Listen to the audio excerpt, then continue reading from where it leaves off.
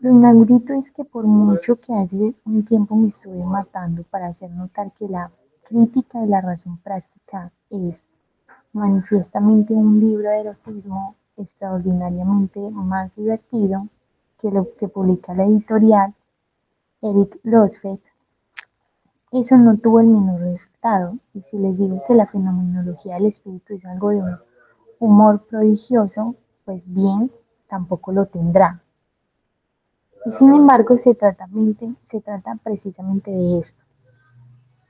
Es verdaderamente lo más extraordinario que puede haber. Es también un humor frío, no diré negro. Hay una cosa de la que puede uno estar absolutamente convencido, es que sabe perfectamente lo que hace. Lo que hace es un juego de manos y hace que todo el mundo se lo trague. Esto partiendo del hecho de que lo que dice es la verdad. Mm, bueno, no sé, hasta ahí mm, está como empezando a ver pues precisamente este texto de Hegel, pues cómo va también a ayudar a entender ese lugar del amo, ¿no? Y a entender un poco este concepto como de verdad. Mm, pero digamos que pues no entiendo muy bien las otras referencias de los autores que él hace ahí o de pronto como en qué contexto lo hace. Y también pienso que debemos leer la fenomenología del espíritu.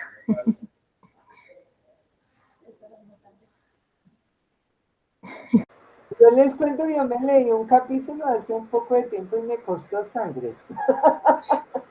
Me costó sangre.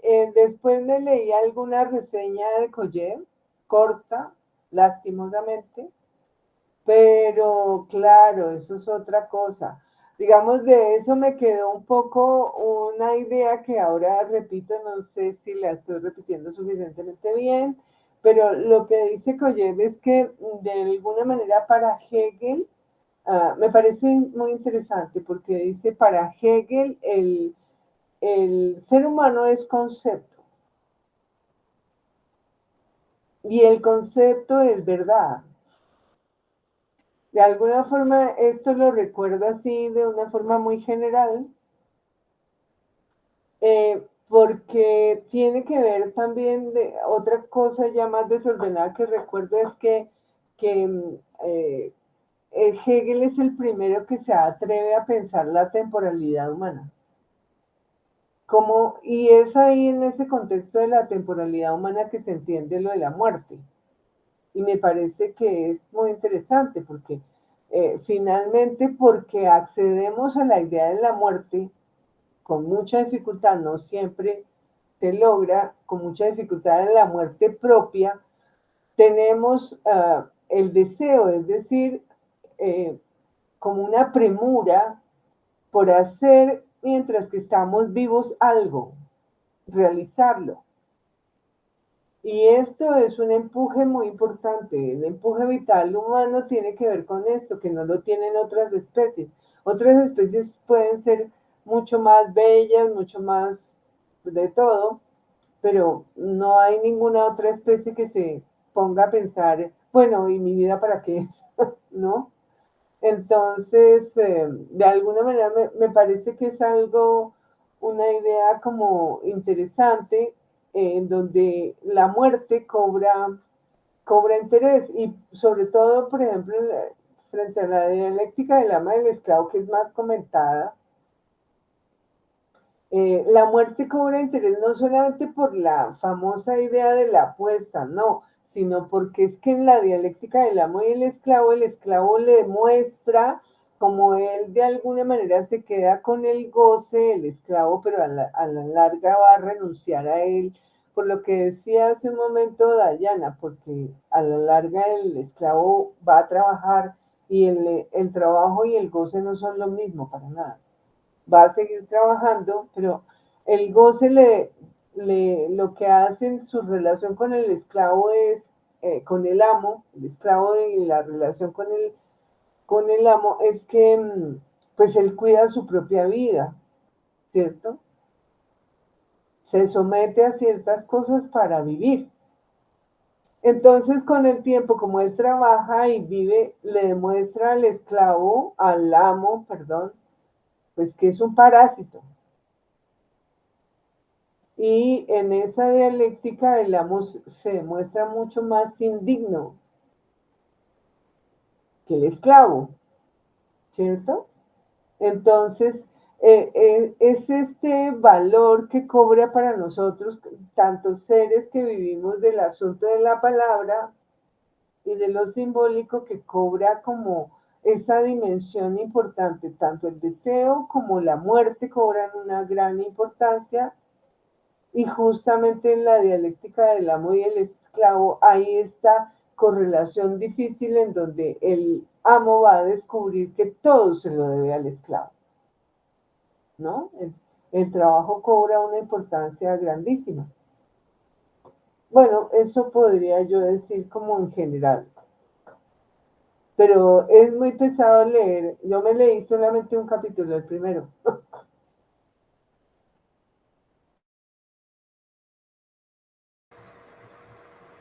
Eh, yo quería decir que en este capítulo me llama la atención al comienzo algo que dice Lacan, y es que, bueno, nos ubica que hay unos términos y hay unas letras que se llaman esos términos, pero que dice que va a ir más allá de escribirlas y es autorizarlas. Entonces a mí eso me llamó la atención de, de que va a ser, o sea, va a ponerlas como a funcionar, es como yo lo entiendo, va a ponerlas a funcionar para,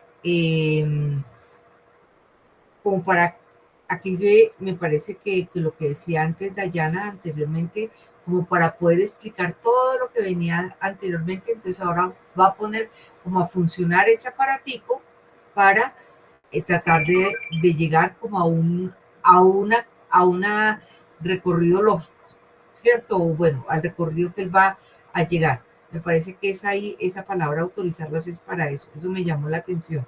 O sea, como que dice, bueno, ponga la atención a esto, y yo de dónde lo tomé, pues sí, lo tomé pues de Hegel y que de Koyev y pues sí, esos, pues yo esos textos eh, los he visto, pero pues yo nunca los he leído, ¿sí? Yo sería las que no levantaría la mano porque no los he leído, pero los he visto, alguna vez me acerqué a algo de Koyev, pero pues es unas 4 páginas que hacen referencia a la relación del amo y el esclavo, eh, pero me tendría que volver a revisarlas como para poder decir algo con relación a ellas.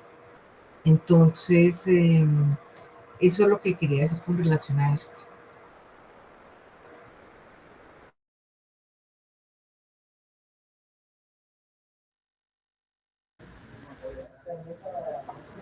Bueno, entonces él luego ya va a decir, evidentemente no hay manera mejor de atrapar al significante amo, ese uno, que está allí en la pizarra, que identificarlo con la muerte.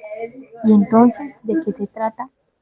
Demostrar en una dialéctica, tal y como se expresa Hegel, lo que es el cenit, la ascensión, el pensamiento de la función de este término, que es en suma la, que es en suma la entrada en juego de este bruto, el amo, en la fenomenología del espíritu, tal como se expresa Hegel. La verdad de lo que articula es absolutamente seductora y sensacional. Podemos leerla verdaderamente de frente con la condición de dejarnos atrapar por ella, ya que por mi parte lo que articulo precisamente es que no puede ser leída de frente. La verdad de lo que articula es esta, la relación con ese real en tanto propiamente imposible. Entonces, pues creo que está relacionado con lo que ahora decía Aida e Isabel, como de que de dónde, como con qué bases también él dice, él va a continuar esto de lo imposible, ¿no? Que lo imposible es esto real relacionado directamente con la muerte. Mm, Entonces, dice después, no se ve de ninguna manera por qué tendría que haber un amo que surgiera de la lucha a muerte por puro prestigio. Y ello a pesar de que Hegel, por su parte, diga que de esto resultaría de partida aquel extraño arreglo. El colmo es que Hegel encuentra los medios, es verdad, en una concepción de la historia que da una pincelada de lo que emerge de ahí, a saber, la sucesión de las fases de dominancia, de composición del juego del espíritu, que se sitúa a lo largo de este hilo que no es cualquiera y que hasta él se llamó el pensamiento filosófico. Hegel encuentra los medios para mostrar que de todo esto resulta que, a fin de cuentas, es el esclavo quien por su trabajo da la verdad del amo, rechazándolo así a un lugar inferior, que pues esto también ya lo habíamos comentado en algunos capítulos, ¿no? Que decíamos que el amo sin esclavo pues no existiría, ¿no? En virtud de este trabajo forzado, como pueden observarlo en principio, el esclavo llega al final de la historia, a ese término que se llama el saber absoluto.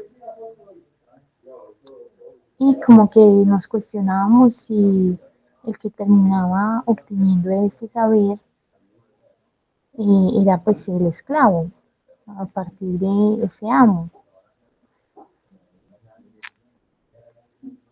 No se dice nada sobre lo que pasa entonces, ya que en verdad en la proposición hegeliana no había cuatro términos, sino que de entrada había el amo y después el esclavo. O sea, en Hegel pues no está pues ya lo del saber y lo de la verdad, ¿no? Como dice el sujeto tachado, pero está, él empieza es con esto del amo y el esclavo. Yo llamo ese dos a este esclavo, pero pueden también identificarlo aquí con el término de goce, al que en primer lugar él no quiso renunciar y en segundo lugar sí quiso, puesto que lo sustituye por el trabajo, que desde luego no es su equivalente. Mm, bueno, aquí en este pedazo, bueno, él dice como que el esclavo no quiere renunciar a ser esclavo porque él también de esa manera goza, ¿no? Se sostiene. O está haciendo esa diferencia de que el que obtiene el saber de alguna manera es el esclavo porque a través del trabajo, que es diferente como a ese goce, de alguna manera llega a ese saber. O cómo lo comprenden ustedes esa parte.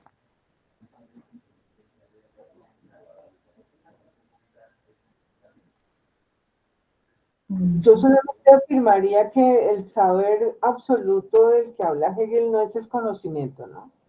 Eso diría.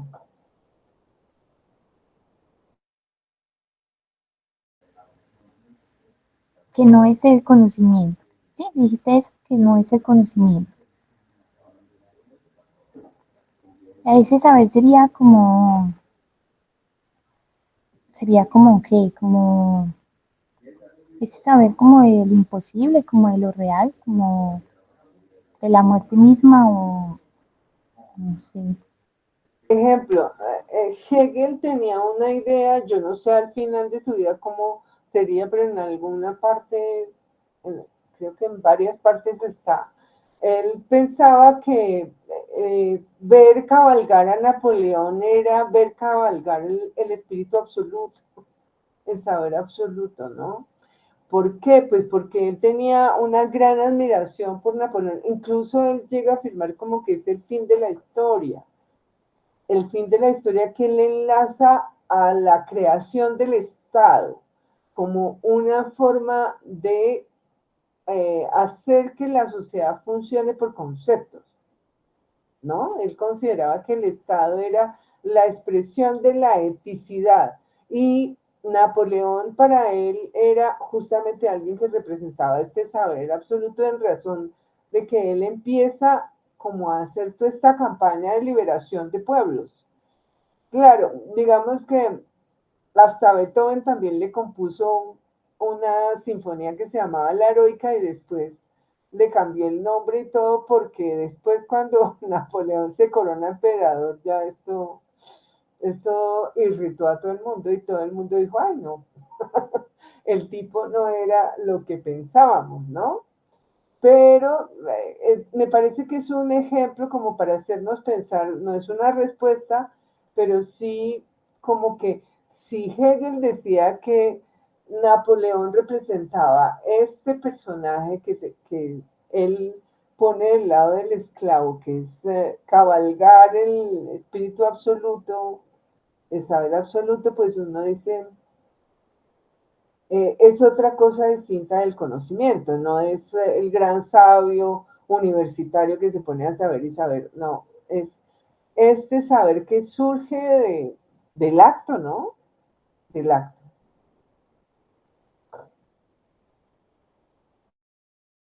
Eh, yo estaba leyendo aquí algo y es que había una pregunta en el capítulo anterior que decía que por qué el trabajador, pues, de alguna forma, por qué se trabaja, ¿cierto?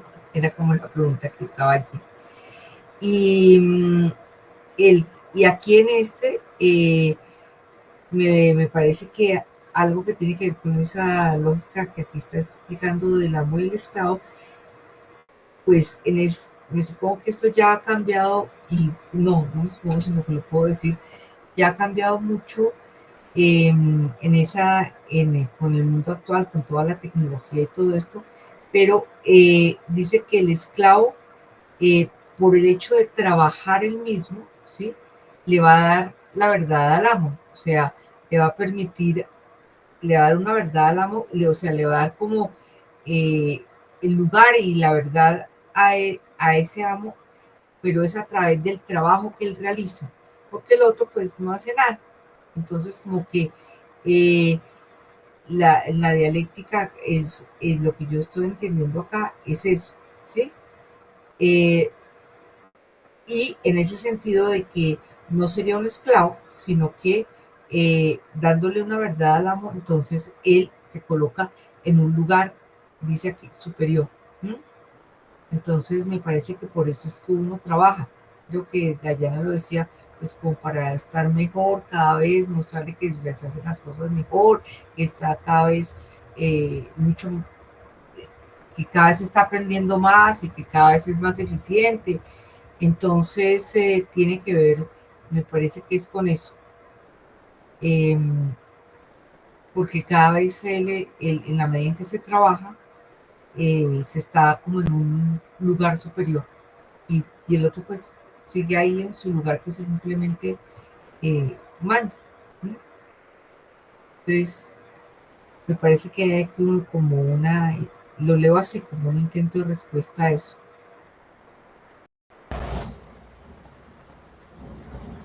Hay una acotación que yo haría, ese superior e inferior no sería como se ve como niveles o posiciones, ¿no? Sino el esclavo gana su vida, él se la gana. Ganarse la vida propia no es lo mismo que el amo que le debe todo al esclavo, ¿no? En ese sentido.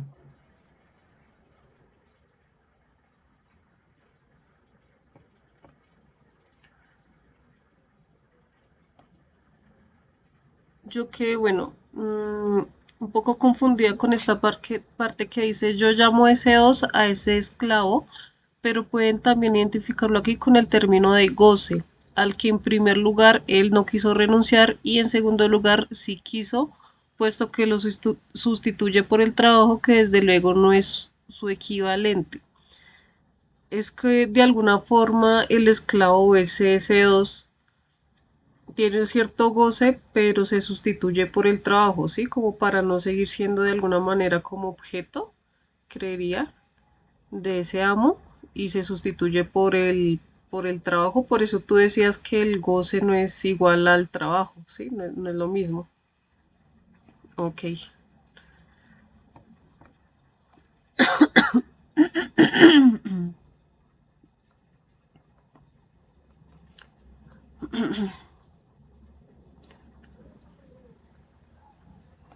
Bueno, no sé si quieren que continúe leyendo, pues lo dejamos así por hoy.